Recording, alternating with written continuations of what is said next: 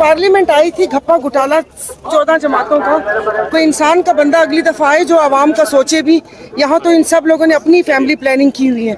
Ma'am free and fair election नजर आ रहे हैं? नहीं बेटा, मुझे तो नहीं नजर आ रहे, तुम्हें नजर आ रहे हैं? इलेक्शन वक्त पे होता हुआ नजर आ रहा है? क्या वक्त पे होता हुआ नजर आ रहा है इलेक्शन? वो तो देखिए, अब ये देखिए इनका मुफाद किस चीज में है, आप लोगों का नहीं, इनका अपना, तब इलेक्शन हो जाएंगे। इमरान खान को जिस तरीके से जेल में डाला गया, इमरान खान को पार्लियामेंट में आवाम की बात होगी और यहाँ पे आवाम की बालादस्ती होगी, ये कब तक चलेगा? हाँ तो वो पूछो ना, जैसे जब निकलेंगे बजाय तस्वीर बनाने के पकड़ के पूछते कि किधर तस्वीर में आप भी शामिल थे, आपने भी वो तस्वीर तो बनाई पास है ही आने नहीं देते। तो बस फिर देखो ना, अगली दफा फिर अपने वोट की ताकत से इनको बताओ। मैम जिस तरीके से हमारे झांसे में हम नहीं जिस तरीके से इमरान मैम आप पिक्चर बना सकता हूँ।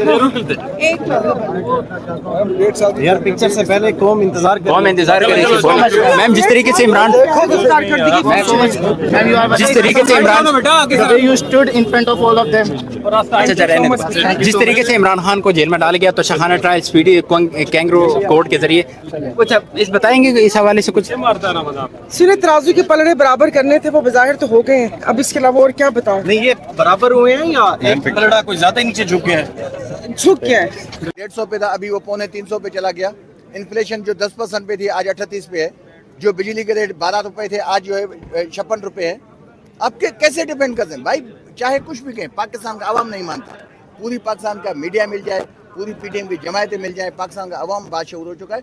आपने देखा है ना कल जो इलेक्शन हुआ है पेशावर में 2 दिन पहले, न मीडिया की सपोर्ट थी न किसी की सपोर्ट थी। कैसे हम जीते हैं?